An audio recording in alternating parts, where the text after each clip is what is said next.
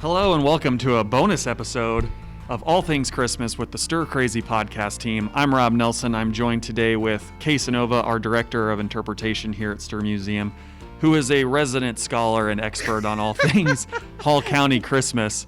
You should see the stack of papers she has in front of her. She's jonesing to just inform us all on various things of this holiday. Well, Christmas is the whole reason I actually started out here, volunteering with the Quilt Guild to decorate the Meliason House. The first 2 years we did a Christmas event out here. So yeah, I've been involved in every Christmas event we've done out here. And the first thing that I asked as a novice was, gee, I wonder what Christmas looked like back then.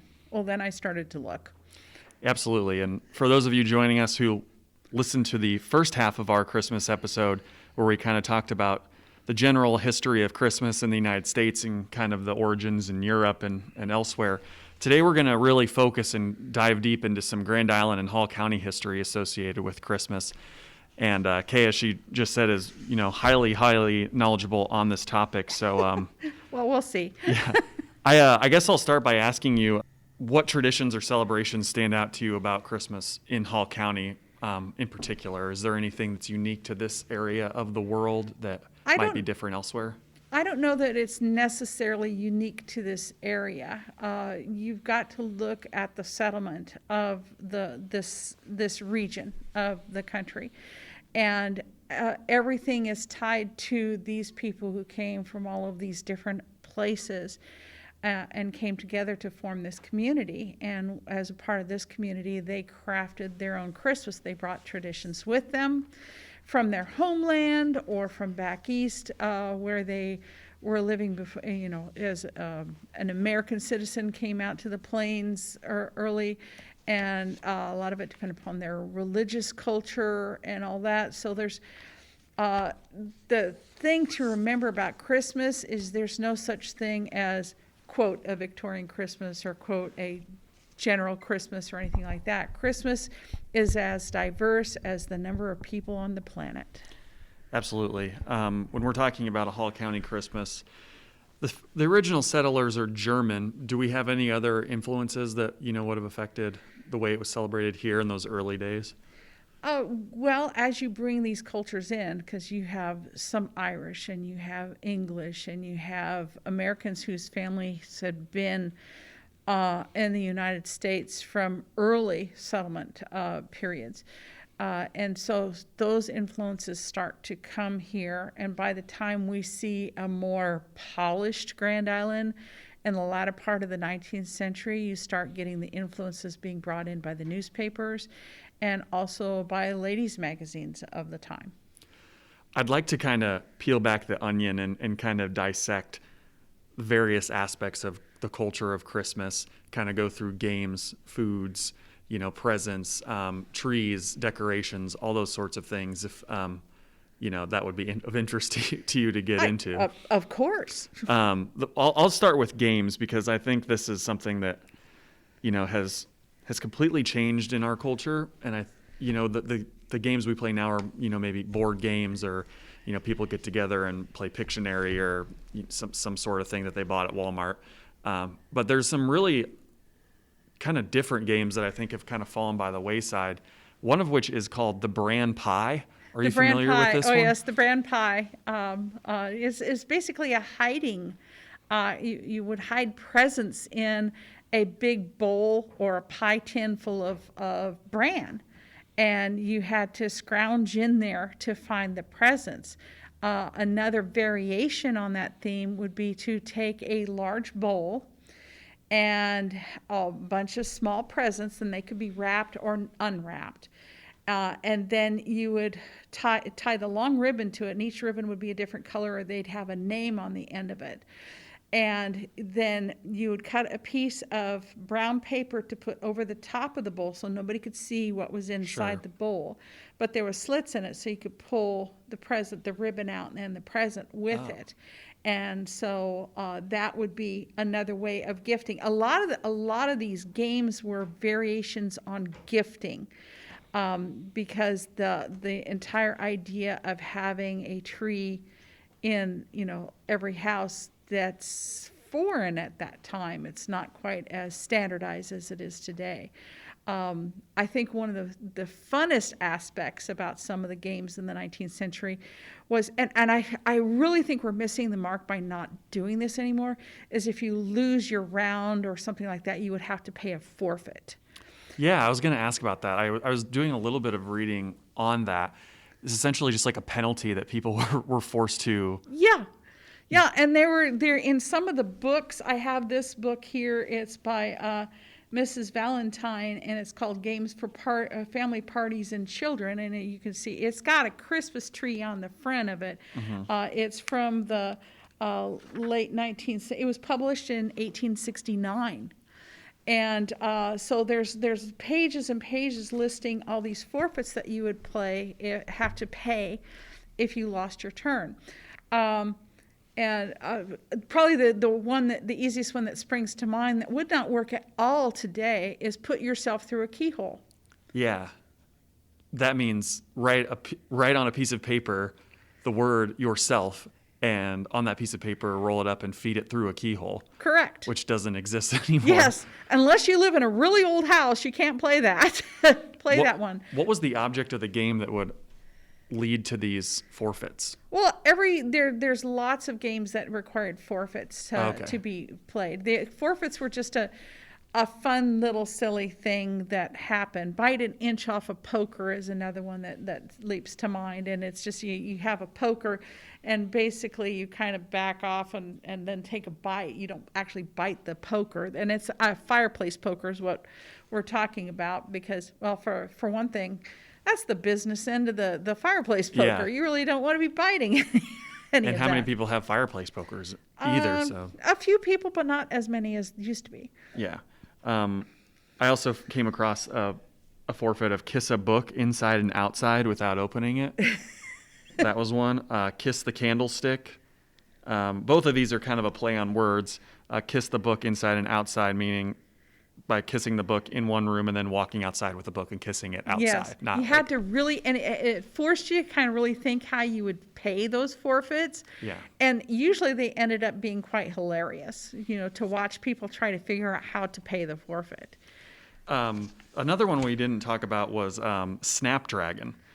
Which has to do with a lit flame and not burning yourself. Yes, it does. What are the ins and outs of that one? It's I believe you flame a bowl of raisins in a liquid that is flammable, usually some type of an alcohol, I believe. Like brandy or something. And then you're supposed to bite the raisin out of there. With your face? Yes. Okay. Now, I thought maybe it was with your hand. You just tried to pluck it out. Well, so I've seen both variations where Wow. you pluck with your fingers and one where you reach in, and it's like, yeah, I don't know that would be very much fun. I think the fingers might be a little bit easier, but I've never tried it. So I'm I don't recommend that anybody tries it.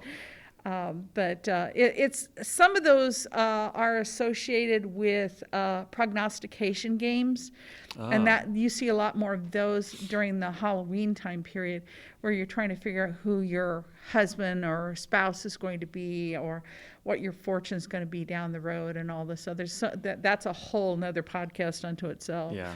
That sort of game sounds like you might want to drink some of the brandy before you started playing the game. I'm pretty sure that probably happened. I can't imagine just people showing up to the party and the first thing they do is, hey, get out the Snapdragon game and let me put my face on an open flame. I mean, it seems difficult to imagine that would catch on, but... Well, yeah, and you didn't really need special equipment. You needed a bowl or a basin and brandy and some raisins, and that's about it. The thing about raisins in the 19th century is they did not come pre-seeded. They had seeds in them. So at that time period, you hoped that your host seeded the raisins, because otherwise that would not be pleasant. Yeah. Well, let's kind of shift gears and talk about music a little bit, because music is such a huge part of the Christmas season. And I want to talk specifically about caroling and kind of where that comes about and why people, started originally to go around in groups and carol outside of people's homes. Could you talk a little bit about that? Caroling is in some ways a little bit like kind of the Halloween, where groups of people would get together and they would go from door to door and sing, but they would expect something from the house that they sang at. Usually they might have little cakes or something that they would hand out, and that evolved over time. And by the time you get to the latter part of the 19th century, you don't quite see that happening so much as you would in much earlier times when there was caroling going on. But it was just a way for different groups to come together and go around and sing songs. Now, there were occasions when some of the carolers got a little bit boisterous. Yes. And caused a little bit of issue. But those were, that's to be expected, especially if some type of consumable liquid was involved. Sure. And I mean, you can see some of these actions playing out in the lesser known verses of certain Christmas carols that we're all familiar with. Yes. The one I'm thinking of is Wish You a Merry Christmas, where if you go down the refrain in the chorus that everybody knows, there's a verse that says, like, bring us a mincemeat pie and bring it right here. Bring me a figgy pudding. Yeah, exactly. Yes. It's, the words of carolers to the people they're singing to, like, hey, we're out here. I want some food. Yeah, exactly. Yeah, some of them, it might be, in some cases, people might carol just to get some food.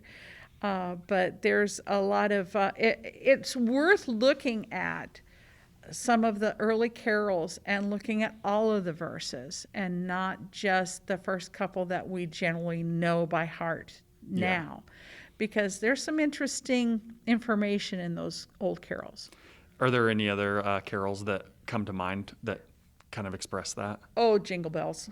Jingle Bells. If you start looking at Jingle Bells and some of its history, it was, I believe, there's some very interesting choruses. I believe that we're going to be talking a little bit more in depth about that at another time. Yeah, so maybe we won't ruin that here. Well, let's keep going with this. We talked about songs. We talked about games. What about food? I know that food is a huge part of this season, and not just on Christmas Day either, but on the whole season of I guess, in quotation marks, the 12 days of Christmas. There are feasts happening all over the place. Well, if you start looking at the Grand Island newspaper, and in some this pile that I have right here is from the 1880s, and they start mentioning things as early as the 28th of November about how things are starting to be decorated and ought to be more and more fine as we get closer and closer to Christmas. But they start talking, all of these vendors here in the local community start talking about these specialty foods that they have imported just for the holiday season.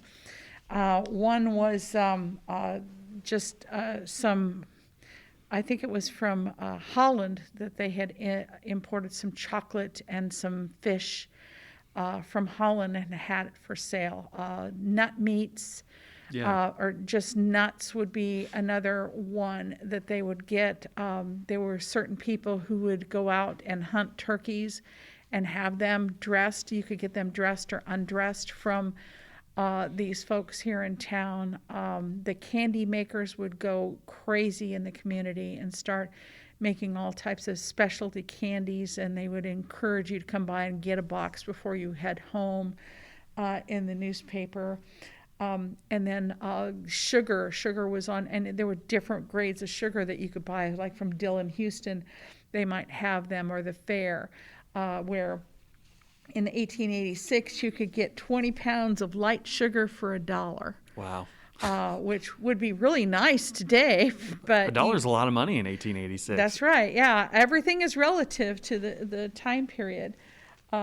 So there's all kinds of different foods, and the food that was made and the food that was celebrated during the holidays was as diverse as the holiday itself. It depended upon your culture, your background, your history, and then the inspiration starts coming in. The Grand Island paper would list menus for places that were having these meals. The GAR hall, the churches, they would hold these fairs, and so you could go get specialty foods and baked goods and all of that kind of stuff at these fairs. And so it was a lot of fun. There was a lot of community going on during this period in the late 19th century. There was something happening practically every night or every day. Yeah. I have a few menus here actually, and actually some instructions for cooking some of these things that I was a little bit surprised to see, just because there's some items I wouldn't have expected. And they have menus for, not just dinner, but, there's lunch and there's breakfast and there's soups and there's all sorts of different pies and, all kinds of things. The people will look at a menu list for a 19th century Christmas meal and go, good heavens, there's no way we could eat all that. Well, you've got to keep in mind that you didn't eat big portions of all this stuff. You would take little samples, and you probably didn't take it all because there's probably something on there that you don't like. There was one Christmas menu that I came across in a book that recommended creamed lima beans. You could not pay me to eat creamed lima beans. Some of this stuff I think you couldn't pay me to eat. I have here from the House and Home, A Complete Housewife's Guide by Marion Harlan from 1889. For Christmas, raw oysters, mock turtle soup, deviled lobster, I don't even know what that is, breaded chops, French peas, baked scallops or stewed tomatoes, boiled cauliflower, turkey with fried oysters and cranberry sauce, or a saddle of venison with currant jelly. Currant jelly, okay. Mincemeat pies, ices and jellies, light cakes, fruit, and coffee. All sorts of stuff there. And then I have a preparation for a Christmas turkey dinner. And this comes from a book called Statesman's Dishes, published in 1890. The turkey should be cooped up and fed well sometime before Christmas. 3 days before it is slaughtered, it should have an English walnut forced down its throat 3 times a day and a glass of sherry once a day. The meat will be deliciously tender and have a fine nutty flavor if done. Yes, which seems horribly cruel now to us. But that was one. There was a lot of recipes where they would, talk about sequestering the animal and force feeding the animal various things in order to get specific flavors. And we would not consider doing that type of thing today. But it's just one of the things of the period of time. I do not know that there would be very many people who would do that. Yeah. But it's interesting nonetheless to see the things that they think would be excellent food or things that not necessarily our palate today. Why oysters? I remember talking about it. Oysters were so popular. It was the thing. They had oysters. There would be oyster bars. And not necessarily, these would be all the time. If you went to a bar, you could get fresh oysters. They would be shipped in on the train. Now, how fresh they were being shipped in on the train remains to be seen. But oysters were a big thing, and a lot of the Grand Ellen stores advertised that they had oysters on hand. And they were used for a lot of things. And it's not quite that. There are still people today who have oysters as a part of their either Thanksgiving or Christmas meal because it's part of their heritage. Sure. Thankfully, my mother never made oysters. My father adored oysters, but, my mom being from the South, things were a little different. So. Yeah, I'm kind of lucky that that tradition skipped my household. Well, let's keep moving along. What about decorations? There's just such a lengthy history of every kind of thing imaginable with Christmas. There's lights, there's tinsel, there's trees, there's one of the everything. hugest myths about, quote, Victorian Christmas, unquote, is that it was this giant regurgitation of all this foo-foo stuff that went in and up and early and all this other stuff. If you start looking at the realities of the Christmas, not everybody had a tree. There was, I believe, one of the statistics I came across in my research was that only maybe one house in 10, and that's a pretty high average, would have a tree. There would be more likelihood for a tree to be part of a community aspect, like the Liederkranz would host a tree. And the Liederkranz here was one of the first trees to have Christmas lights on it, and that's electric lights. There would be very little in the way of decoration. If you did put decorations up, chances are they didn't go up until a couple days or the day before Christmas, like on Christmas Eve day. And oftentimes you would be going to your church, the school, the AOUW hall, Barton Backs, the Liederkranz, for a Christmas tree. And I say that it's very rare. If you start looking at the Grand Island newspapers at the time, they would do articles and describe in detail somebody's Christmas tree in the newspaper. Yeah. If it were common, that would, they don't do that today. They don't come to my house and describe my Christmas tree and put it in the newspaper, although that might be fun. But it's not something that would be common. It would be so-and-so, usually somebody who was of a higher social status and well-known in the community. They would talk about their Christmas tree. One of the articles I have is Wies has a Christmas tree, and that's all the line. It says Wies has their own Christmas tree in their house. Yeah, newsworthy. They noted that they had that. They would talk in more detail about the Christmas trees where they were at these social or church organizations, where the really cool thing about that is the tree was a vehicle for distributing presents early on. That's what its early purpose was. It was one way. There's a number of ways. One of the churches used the Christmas ship one year. But the tree in, say, the Liederkranz, you might arrange to go early and take a present for your child and have it put in the tree. Imagine being that kid sitting in the audience of this big group of people, and there's this Santa Claus figure up on the stage, and suddenly he calls your name. And you go up there, and here's a present that he pulls from the tree for you. In front of the town. You think this is just absolute magic. It was prearranged, but it's absolute magic. And this kind of thing played over and over again in all of these different Christmas tree gatherings that were held all over the city.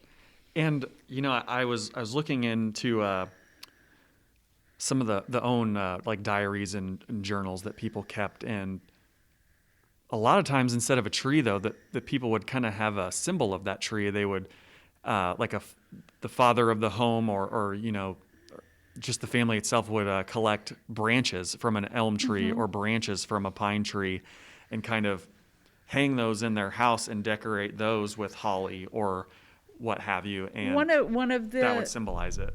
The things, it's not Grand Island, but it's a Nebraska mention, is a tumbleweed, a decorated tumbleweed. Oh, so just somebody went out, oh look, this is rolling across the plains, let's use this, or a branch from a tree or something along those lines. And it would just be, you didn't keep it in your house very long. You didn't put it in the house the 20 days before Thanksgiving and leave it up till 10 days after Christmas. It was only up for the season because people were working. People they had other things to do besides all of that. And so there was a lot more, we don't need to have this stuff in there. There was other vehicles, and the ladies' magazine started taking over that. They would start describing ways that you could put together a Christmas box, the Christmas ship, making shelves with all these things that you could put the presents. And the presents wouldn't necessarily come out until Christmas Eve, and then they would appear and then be magically found on Christmas morning. Yeah, absolutely. You kind of hit on a couple topics I'd like to talk about, but keep in mind, like we're saying, presents are on the tree. Meaning they're not big enough to be No. under the tree. We're talking about gloves. Maybe we're talking about, Practical items. practical items for children, a small doll, something that's... A stuffed toy, a pair of stockings. One of my favorite things that I've put in the Meliason tree over the years is the museum has in its collection this absolutely beautiful pair of green plaid stockings that were never worn. And I love putting that in the tree because it's colorful and everything, but it's a fine example of a present that would appear in the tree. Now, there might be some things that are too heavy to put in the tree, but they would be put under the tree and not necessarily wrapped. You don't start seeing the wrapping stuff until we start leaving presents out for these longer periods of time of temptation to go, oh, I wonder what's in that box. Yeah, but they'd still maybe have the tag. They would have a tag Yes. with somebody's name on it, but you could see it, and big surprise, it's there. You're opening it in 5 minutes because it's Christmas Yeah. Eve, and that's the first time you're going to see it. Right. One of the funnest distribution ways I ever read about was the Cobweb. You, it's kind of like the pie where you'd have a present and you'd have this long ribbon. Well, this utilizes string, and you would run this string all over your parlor or whatever room you chose to do this in, and you have all these presents hidden in the room. And you had to find the end of the string with the tag with your name on it, and then you had to follow the string until you found your present. That's just another way of making it a fun distribution method, and also possibly breaking some furniture at the same time. Sure. But What about lights? There's such an association with Christmas and lights, but where does that come from? Because it doesn't start with electric lights for dozens of years, even until the 1920s, I think, is when Christmas lights really I start believe to that go is electrically. It's tied in with the Christmas Carol Silent Night, and I'm going to misremember all of this. I'm certain, but it was something about putting candles in the tree at that time, and it was a minister, and don't quote me on this. I'm sure I've got this all wrong, but you start seeing candles being put in trees. And you start seeing this in illustration. Probably the most popular illustration was Queen Victoria and her family, the illustration that was in the magazine in England, and then it was Americanized, and they stuck an American flag. But you see little candles clipped onto the tree. Oh. And that's where that kind of picked up and came more organized. There's mythology associated with that too. The thing about that is you did not light that and just go about your day. They were lit for a very brief period of time. Probably, if you had a tree in your house, you would have it closed off. You would light the candles. Everybody would come in and admire the tree, and then all of the candles were doused because you did not want to have any type of a fire or anything like that. Oftentimes, if you look at illustrations, you might not necessarily find any candles on the tree. This particular, there's an image that we have from our collection. It's one of our glass plate negatives, and this tree has one candle on it. Oh. And so it's just one light on there, but they were not left lit for a long period of time. That myth has been popularized in some movies and things over the years. But no one can argue that a lighted Christmas tree is absolutely beautiful. No, and I looked up kind of the history of Christmas electric lights, and the association with those in a Christmas tree, and this sort of begins. It's not a process. It's not a thing where it's invented and the next day it's a huge success. But beginning in 1880, Thomas Edison actually created the first strand of electric lights. In 1882, his partner at the company, Edison's Illumination Company, put a string of electric Christmas lights on a tree. That's the first documented time. But there's such a fear still of electricity and what it can do in the 1880s that this doesn't What really... can cause cancer, Oh, yeah. So there you go. Or kill you. And, light your house on fire and all those sorts of ideas, which were common. There's kind of this gradual process where Christmas electric lights on a tree become popularized. It actually starts with the presidency, if you believe it or not. Yes. President Grover Cleveland is the first person to have indoor electric Christmas lights in the White House, and that's in 1895. Later on, Calvin Coolidge has a Christmas tree that's lit outside with it's the National Christmas Tree, the first one in 1923, and that had 3,000 electric lights on it, just south of the White House. And not until the 20s, do electric Christmas lights really begin to become popular in the minds of Americans, but they become accessible at that time as well, because for the longest time they were kind of a gadget that was really only available to the wealthiest Americans. I have a statistic here that said that to light an average Christmas tree in 1903 with electric lights would have cost around $2,000 in today's money. Yeah, that makes sense. And electricity was not widespread. Not every house was set up for it. You had to wait for the technology to catch up to, so that it would be more available. And also, you had to, not everybody had a Christmas tree in your house, and that didn't become more common until after World War II. Yeah, it's a German tradition, I think, the Christmas tree originally. There's stories of that's the mythology, the theory. It's grounded in a lot of truth, and it comes out of Germany but it's that popularization is, you can kudos to Queen Victoria and her family, because they're the ones that kind of brought it into a higher popularity. Which might have something to do with Prince Albert. Yes, Prince Albert was being German and all that. Yeah, might have had something to do with her appreciation for it. So I just have a couple other questions. We kind of hit most of the stuff I was hoping to get to. There's tons more we could go into, but we could spend weeks on doing this. Yeah, I'm absolutely. pretty sure. But where would you say Christmas, as we would recognize it, really starts to take hold in this area? I think that you start seeing it again after World War II, when we start seeing, there's aspects of it that are starting to grow in the 20th century, but it's a 20th century phenomena. What we do as Christmas, where Christmas starts so early, and all of the decorating and everything like that gets its start after the boys come home from the war. Gotcha. And you start seeing it, because they're getting their houses, there's more disposable income, they can do a lot more things, and so you start seeing all of this stuff become available and readily available to even people who have modest means.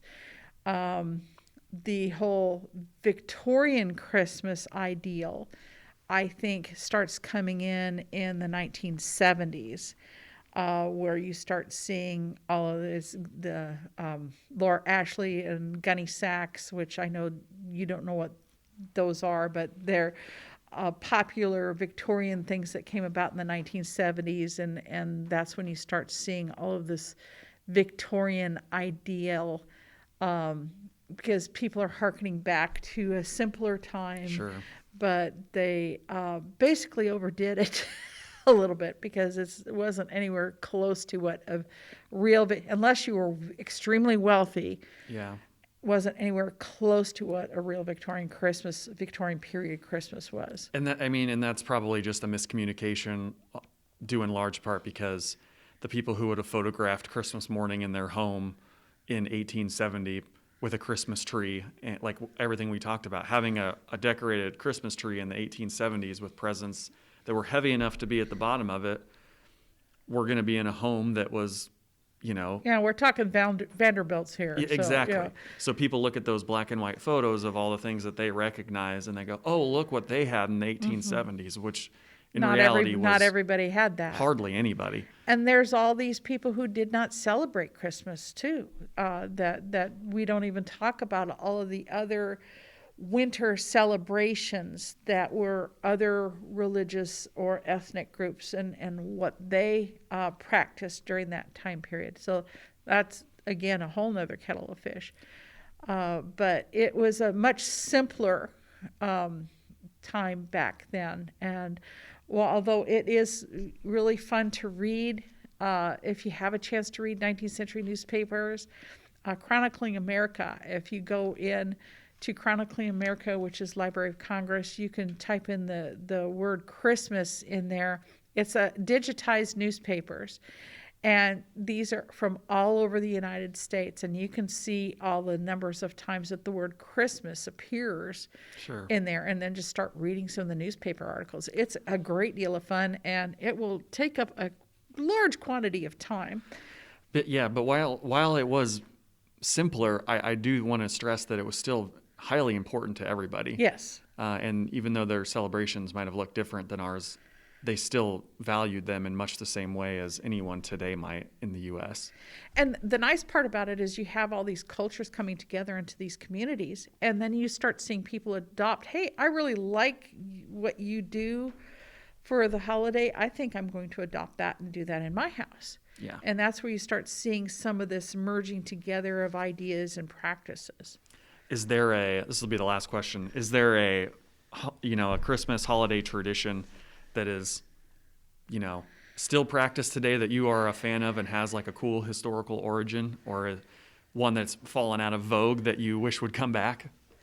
Well, I think that in reading the newspapers, and I know in this crazy year that we're doing right now, all of the practice of the different things that were going on in the community, where you would have the little plays at Barton Backs, where you'd have the programs going on at the Liederkranz, where you'd have a cantata at this church, where you'd have the school kids doing a program at this school.